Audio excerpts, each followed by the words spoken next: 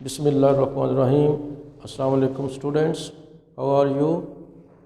Today student I am going to tell you tense number 4 present perfect continuous fail हाल मुकम्मल जारी इसे उर्दू में कहते हैं। सबसे पहले स्टूडेंट्स हम इसकी डेफिनेशंस देखेंगे। This tense shows an action that began, इस पर गौर करने हैं आपने।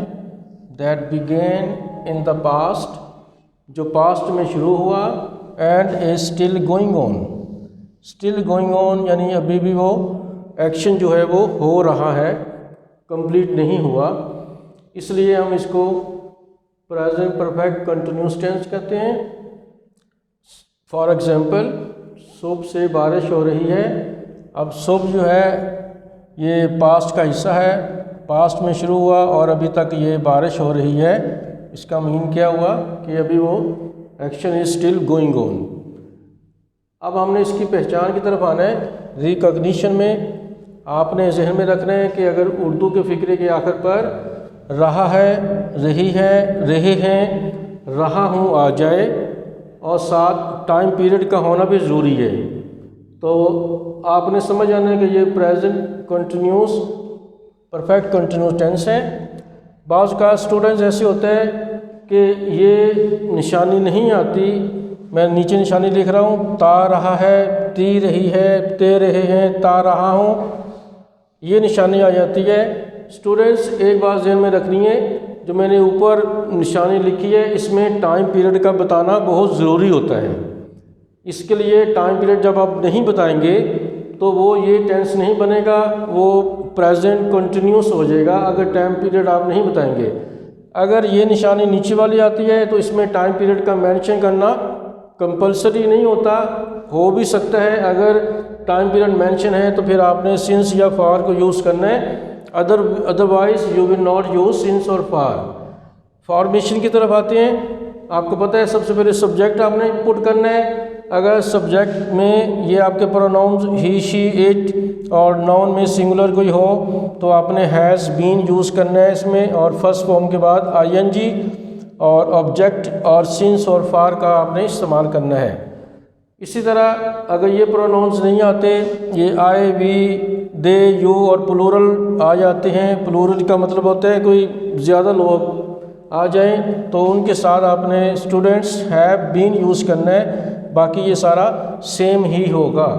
इन case of negative, if you want to make negative sentence you will use not after has और हैव। अगर सेंटेंस में हैज़ है तो हैज़ के बाद नॉट लगाना है, अगर हैव है तो हैव के बाद नॉट लगाना है आपने। अगर आप इंट्रोगेटिव बनाना चाहते हैं तो हैज़ या हैव को आपने सेंटेंस के शुरू में लेके आना है और आखिर पे आपने साइन ऑफ इंटरोगेशन पुट करना है। अब 2-3 एग्जांपल्स करते हैं हम। फॉर एग्जांपल, माँ सुबह से अपने बेटे का इंतज़ार कर रही है। द मदर, अब बेटा देखें ये सिंगुलर होता है, मदर जो है ये सिंगुलर है, तो मैं यहाँ पर हैज़ बीन यूज़ कर रहा हूँ बिकॉज मैंने आपको बताया सिंगुलर के साथ भी आपने हैज़ बीन यूज़ करना है। Has been waiting for. Students, wait के बाद हमेशा प्रेपोजिशन आपने लगानी है फॉर। अगर आप ये प्रेपोजिशन नहीं लगाना चाहते तो फिर आप इसकी जगह ये लफ्ज़ भी आप यूज़ कर सकते हैं, अवेटिंग।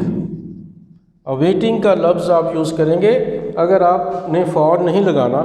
अगर वेट लगाना है तो प्रेपोजिशन जो है ये मैंडेटरी है, आपको लगानी पड़ेगी। और सुबह का जिक्र है तो आपने सिंस यूज़ करना है। इसी तरह मैं इस कॉलेज में पढ़ाता रहा हूँ। अब स्टूडेंट देखें इसमें टाइम पीरियड मेंशन नहीं है, लेकिन ये निशानी जो मैंने ऊपर बताई है, ये ता रहा है, ये ता रहा हूँ, ये निशानी इसमें मौजूद है। तो टेंस यही बनाने हैं आपने, I have been teaching in this college. अब इसमें टाइम पीरियड मेंशन नहीं है तो you will not mention the time period. Tense ये यही बनेगा। इसी तरह 3 दिन से मूसलाधार बारिश हो रही है। इट हैज़ बीन, मौसम के लिए आप इट्स यूज़ कर सकते हैं। It has been raining heavily, मूसलाधार, फॉर 3 days, इसमें आपने सिंस यूज़ नहीं करना, फॉर यूज़ करना है।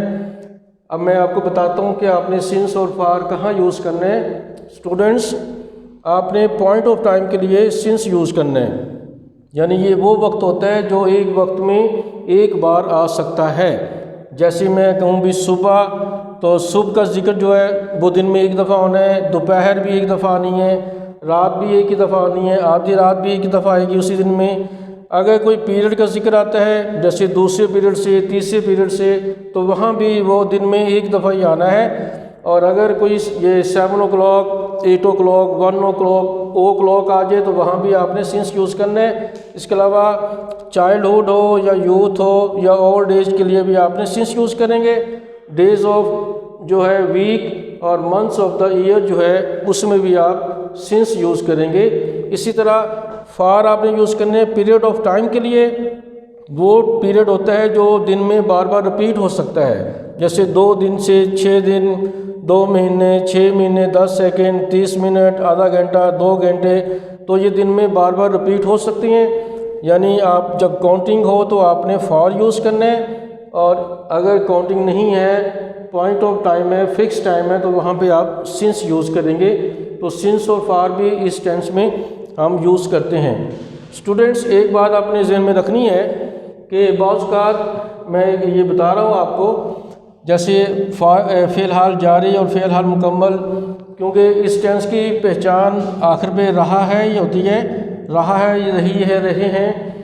तो इन दोनों में क्या फ़र्क होता है? फ़िलहाल जारी में यानी प्रेजेंट कंटिन्यूस में आखिर पे क्या होता है? रहा है भी आता है, लेकिन इसमें टाइम पीरियड मेंशन नहीं होता है। जबकि इस टेंस में जैसे ये 10 मिनट का टाइम मैंने मेंशन किया है, तो इसमें टाइम पीरियड जो है वो मेंशन होता है। दोनों में बस इसमें टाइम का मेंशन होना ज़रूरी है, इसमें टाइम का मेंशन होना ज़रूरी नहीं है। स्टूडेंट्स, बाज़ औक़ात ऐसे होता है कि किसी सेंटेंस में वर्ब की जगह एडजेक्टिव यूज़ हो जाता है, तो ऐसी सूरत में you will not use ING with adjective. Adjective के बाद कभी भी आपने आईएनजी यूज़ नहीं करना। आईएनजी हमेशा यूज़ करते हैं फॉर्म के बाद, वर्ब के बाद। जैसे मैंने एक सेंटेंस लिखा है कि वो दूसरे पीरियड से गैर हाज़िर है, तो आपने कहना ही हैज़ बिन एब्सेंट।